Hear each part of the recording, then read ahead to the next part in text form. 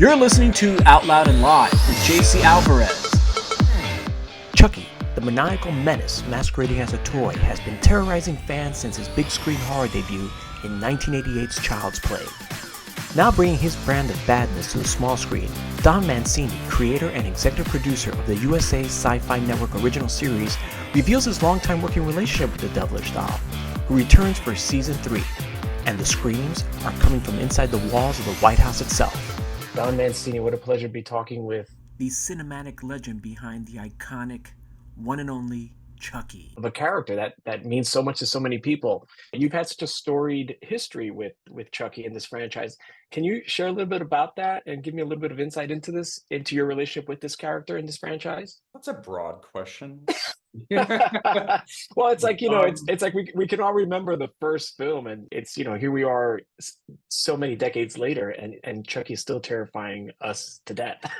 as a lifelong horror fan, I mean, it's been such a thrill and a privilege to be able to keep exploring the different facets of this character, and and so thrilling that people like him.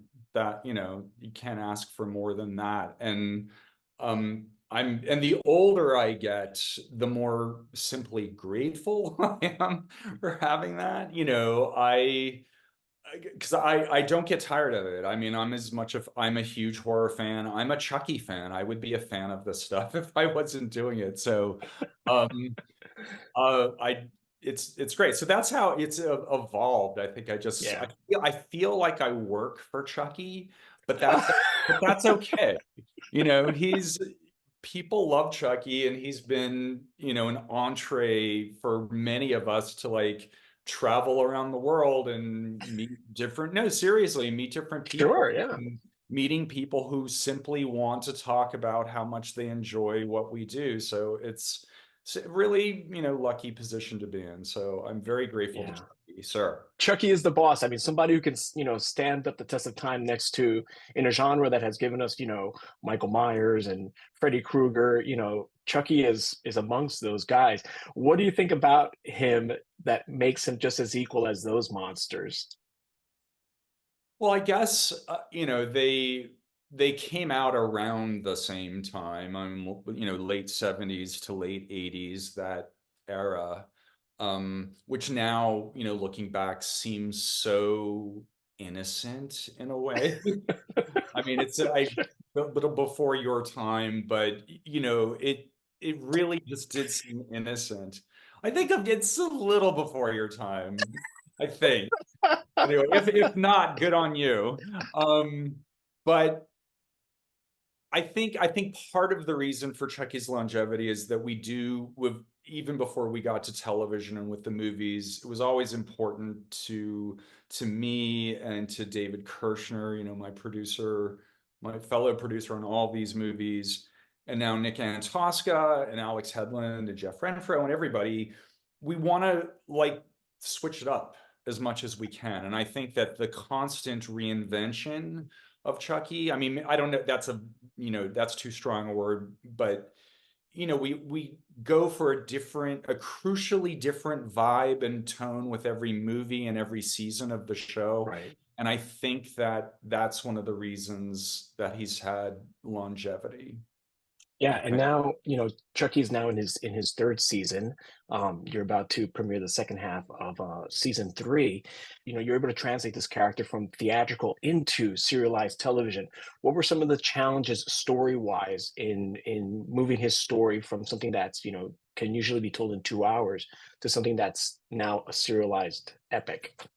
Well, I first started thinking about taking it into television when I worked on Hannibal, and that Mm, was really my first experience in television. So certainly in the writers' room, I had co-written an episode of Tales from the Crypt back in 1990, but that was a one-off, and it wasn't the classic writers' room situation, and I really loved it. I really loved working on Hannibal, and I saw that one of the reasons that it was so vital, that show, was that Brian Fuller, had such a vision for it, but also the writers that he assembled, we were all Hannibal fanatics.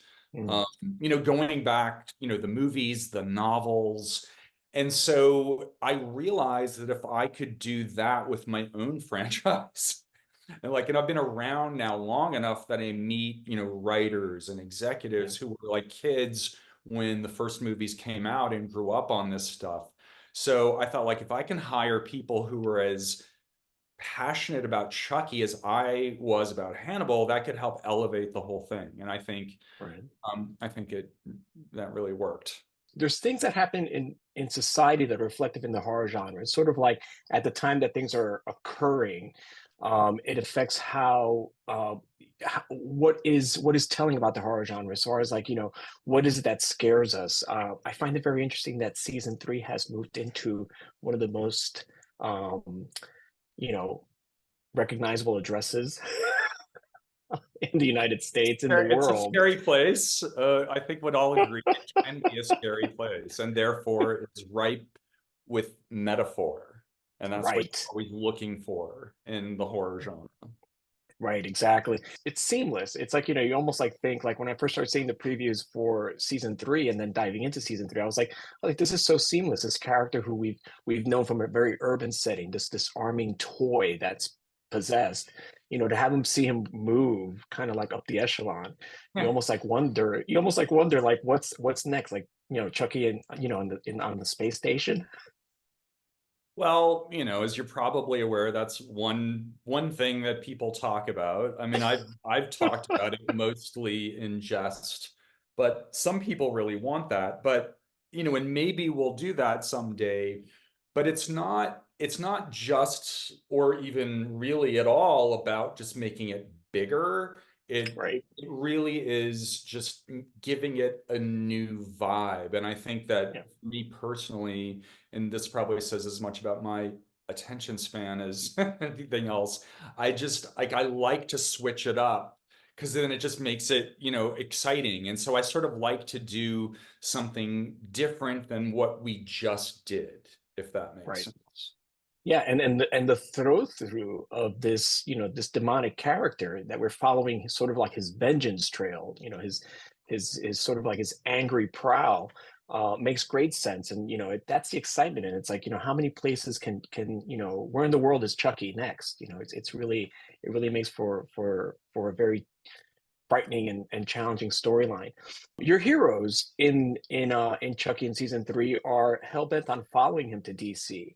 I'm kind of getting the feeling if we follow sort of like the dictum of horror movies, where it's sort of like, are we moving into like requel territory where like our legacy characters are now also, on the chopping block? Is Are we going to lose one of our major characters in the second half of the season? Maybe. No, no.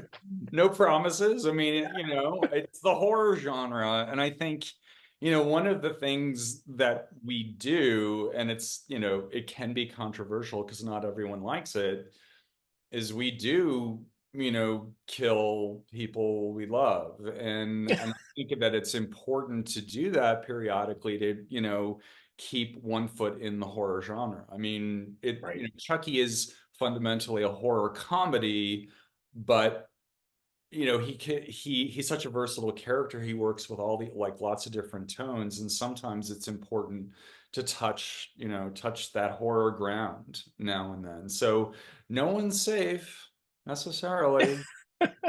And the great part about it is bringing in characters from the films, legacy characters into the series. What was it like, kind of like working with some of the actors from the feature films back in the series? Well, it's always a blast, to have people back, and I do it a lot. I've done it starting with the movies where I'll bring actors back in different roles because Mhm. it's really fun to write for to write for actors that you know.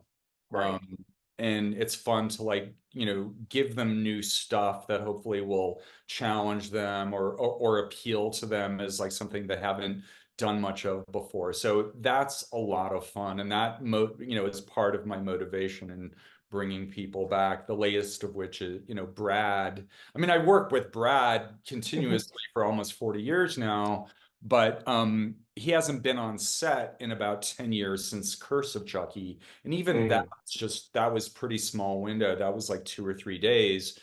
But on this, he's heavily, Brad Dourif in person, so to speak, mhm. Correct. is in the last 4 episodes. Right. And it's thrilling, it's thrilling to have him around. Everyone's like, oh my God, Chucky's in the house, and want to bring their A game. Same with And no John one's and no Potter. one's terrified by that at all. What, maybe before they meet him, but Brad is very, he loves it. He Yeah. we did a lot of sort of Dora family stuff. I wanted, because I love Fiona as well, and she's been a big part of the franchise for 10 years now, playing various characters. Yeah. And one of them is young Charles Lee Ray when she gets in the makeup. So, and that's, we see that happens in the trailer. So I'm not giving anything away, but I wanted to give them scenes together. And I wanted to Yeah. give Brad scenes with the Chucky doll, because I felt like after almost 40 years, we can do that now. And Yeah.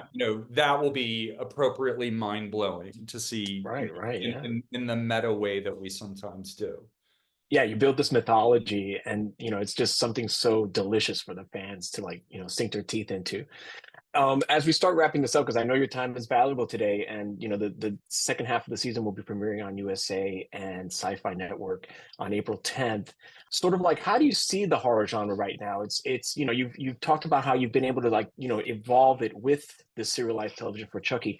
How do you see the horror genre in its sort of like its overview right now, as fans are digesting it?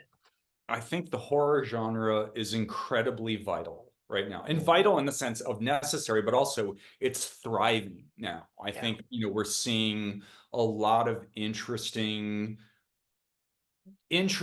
good work. I haven't seen Late Night with the Devil yet, but I hear it's great. Immaculate's really fun. I'm hearing good things about the new Omen movie.